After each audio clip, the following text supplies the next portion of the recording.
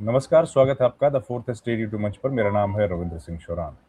हरियाणा में हाल ही के दिनों में कुछ एचपीएस हरियाणा पुलिस सर्विसेज के अधिकारियों को प्रमोट किया गया है आईपीएस के तौर पर।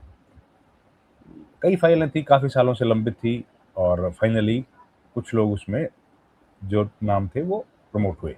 लेकिन उसमें कई तरह की विसंगतियां कहें या डिफरेंट एस्पेक्ट्स हम लोगों को देखने को मिले। कुछ फनी पार्ट भी उसको देखने को मिले, वो सब हम लोग डिस्कस करेंगे। लेकिन शायद ये पार्ट एंड पार्सल है किसी भी प्रशासनिक सेवा में, इस तरह की प्रमोशंस की या इस तरह की चीज़ें जो हम लोग देख रहे हैं। तो डिटेल में बात करेंगे कि कैसे कुछ अधिकारी तो एक दिन भी वर्दी नहीं पहन पाएंगे या कुछ बड़े दिन कम दिन वर्दी पहन पाएंगे, लेकिन फिर भी कहलाएंगे प्रमोटेड। हमारे साथ बात करने के लिए जुड़ गए हैं सुशील मानव, देश के जाने माने वरिष्ठ सम्मानित पत्रकार। सर नमस्कार, बहुत बहुत स्वागत है। जी नमस्कार। नमस्कार एंड बहुत बहुत धन्यवाद आपका, आपने मुझे मौका दिया। सुशील जी, क्या कहानी है ये? आपने बड़े इंटरेस्टिंग फैक्ट्स बताए जो जी नए आईपीएस बने हरियाणा में। जी जी। ये जो है अपना government of India ministry of home affair ने एक गजट नोटिफिकेशन की है 21/5/2026 को, जिसके अंदर 21 हरियाणा पुलिस सर्विसेज के अधिकारियों को इंडियन पुलिस सर्विसेज में प्रमोट किया गया है।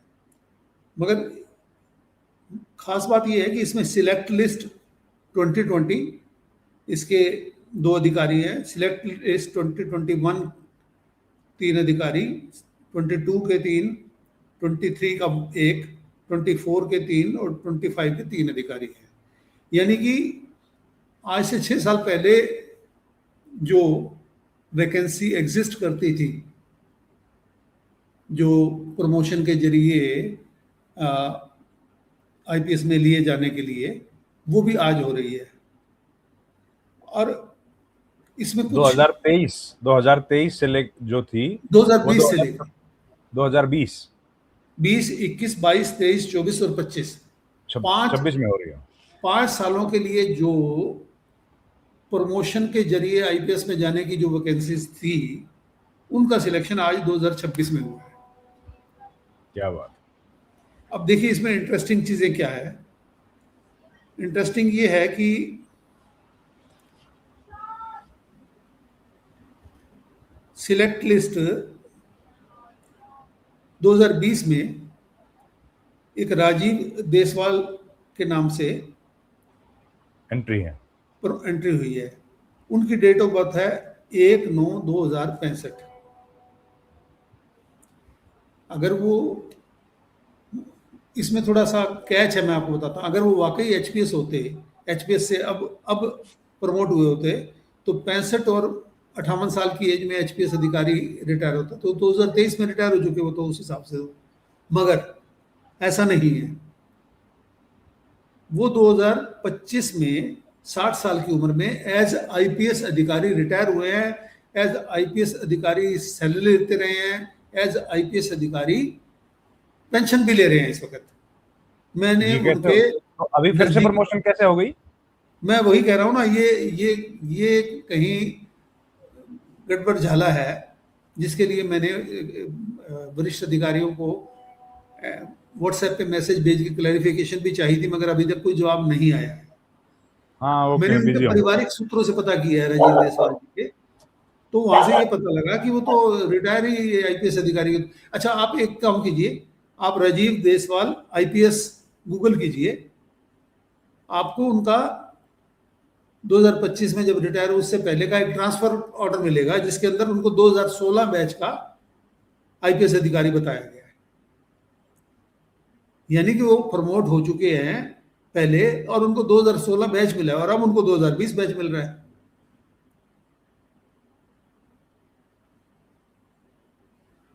राजीव देसवाल आईपीएस अगर आप करेंगे, तो उनका एक ट्रांसफर की आपको न्यूज क्लिपिंग मिलेगी, जिसके अंदर राजीव देसवाल ब्रैकेट में Haryana 2016 transferred from this place to this place. उसके बाद मिल गया, मिल गया, मिल गया आपको ना? मिल गया। मैं दर्शकों को भी दिखा देता हूँ, रामनिवास के साइन है इसके नीचे। जी जी। वाह जी वाह। अब आप और देखिए 2021 की लिस्ट में, एक सेकंड, हमको थोड़ा टाइम लग रहा है, मैं दिखा दूंगा अभी। अच्छा, दूसरा बताइए आप तब तक।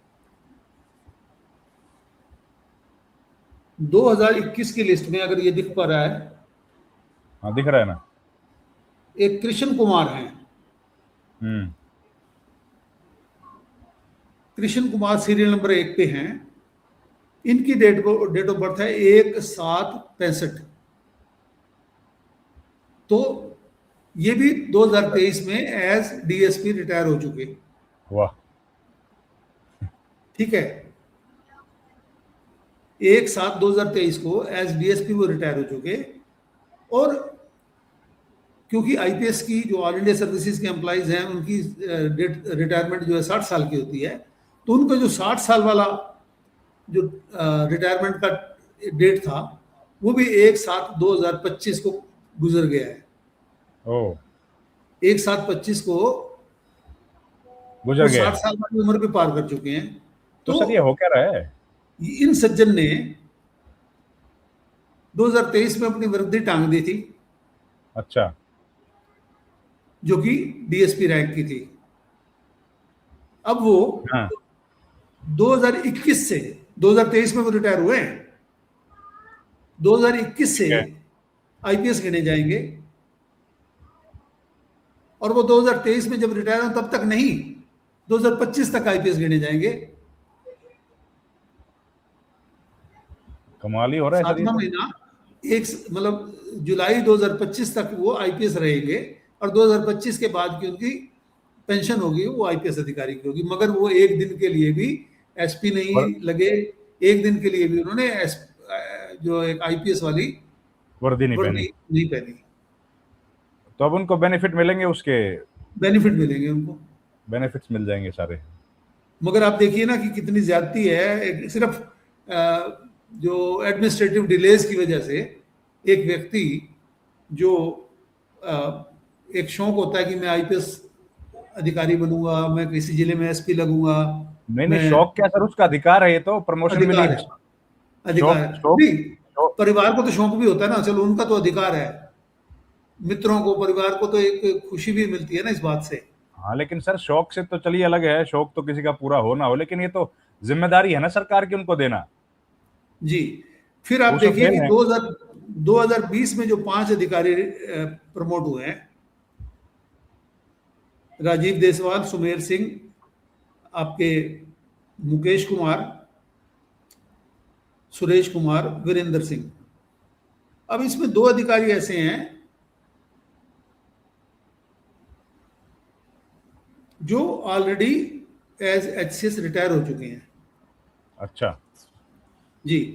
इसमें एचपीएस। सुरेश कुमार 7/8/1966 के बर्थ के हैं, तो वो 24 में रिटायर हो गए।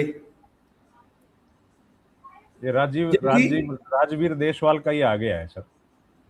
राजीव देसवाल, राजीव, ये देखिए, अच्छा, राजवीर सिंह देशवाल को governor of Haryana is please to retire Shri Rajveer Singh Deshwal IPS, IPS. Additional director general of police Haryana litigation PHQ Panchkula from government services. नहीं, नहीं, दूसरा ये आपने गलत गलत आया। निकाल लिया। ये गलत, आपने sorry sorry, Rajveer my Deswal mistake. का निकाल लिया। मैं हाँ हाँ, राजीव देसवाल की बात कर रहा हूँ। My mistake, my fault sir, my fault. Rajeev का चलिए निकालना है एक ना। बार हम इसको कर लें। हाँ अब हाँ ये जो प्लीज। सुरेश कुमार हैं, 7/8/1966 का बर्थ है, अगस्त हाँ। 2024 में रिटायर हो चुके। इनको सरकार आईपीएस ज्वाइन करने के लिए वापस बुलाएगी। ठीक है। अच्छा, वापस आएंगे वो। मगर मगर हाँ। अगस्त 2026 में वो रिटायर हो जाएंगे। वाह। आज मई खत्म होने को है। 3 महीने में जून, जुलाई, अगस्त, 3 महीने वो रिटायर। आईपीएस के तौर पे काम कर पाएंगे। कम से कम ये लकी है कृष्ण कुमार जी के मुकाबले में कि कम से कम ये वो वर्दी पहन लेंगे। कुछ दिन चाहे। हाँ, ये तो इनको तो 3 से 4 महीने मिलेंगे। मगर एक और है, वीरेंद्र सिंह, उनका है हाँ अक्टूबर 1966 का। जी। तो वो अक्टूबर 2024 में रिटायर हो गए थे। वो वो अक्टूबर 2026 में होंगे। इनको थोड़ा सा 2 महीने और फालतू मिलेंगे, क्योंकि ये अक्टूबर 2026 तक रहेंगे। थोड़ा सा और टाइम मिल गया इनको। और फिर उसके बाद आते हैं आपके, इनका नाम है मिस्टर वालिया हैं, हाँ, उनको कुछ 1 साल, राजकुमार वालिया हैं, इनका है 13/1/68।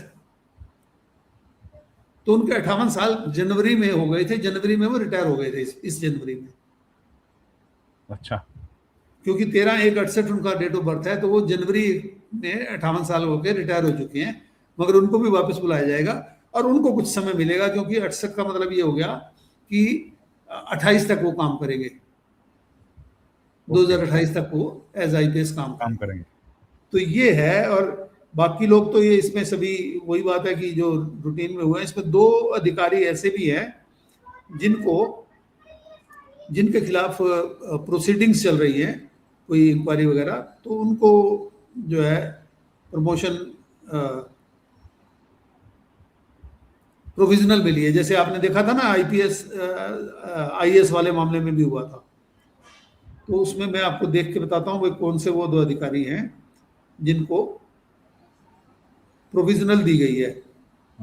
यानी कि वो सब्जेक्ट उनको दिसंबर से पहले उस इंक्वायरी से अपने आप को क्लियर करना होगा।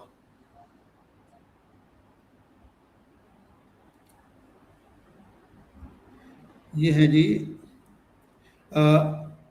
2 officers, Sumer Singh and Tanya, they have been given provisional promotion as criminal cases are pending against them. So they have been given until December this year to submit the requisite documents, and their promotion will be confirmed only if their cases are disposed of by them. तो ये है जी, आप देखिए जो situation. तो ये कहानी है सर, ये इस तरह की गलतियां हैं या ये लेट लतीफी है, क्या होती है सर, कैसे हो जाती है? देखिए जहां तक तो ये जो 4 अधिकारी मैंने बताए, कृष्ण कुमार, राजकुमार वालिया और देशवाल, जो, हाँ जी, राजीव, नहीं देशवाल नहीं, जो बाकी 4 जिनके डिले हुआ है या जिनको वापस बुलाया जाएगा, जिनकी मैं बात कर रहा हूँ, हाँ, उनके मामले में तो एडमिनिस्ट्रेटिव डिले है। अच्छा, मगर जहां तक राजीव देशवाल है, उसमें आप ये मान के चलिए कि क्योंकि हमारे पास कोई उसका जवाब नहीं आया, तो इसलिए कोई परफेक्ट जवाब तो मैं नहीं दे पाता हूँ। मगर मुझे लगता है कि जो उनको पहले प्रमोशन दी गई थी उसमें शायद सरकार को कोई गलती लगी होगी, तो शायद मतलब मैं कह सकता हूँ कि उनका प्रमोशन अब 2016 की बजाय शायद सरकार 2020 से गिनना चाह रही है।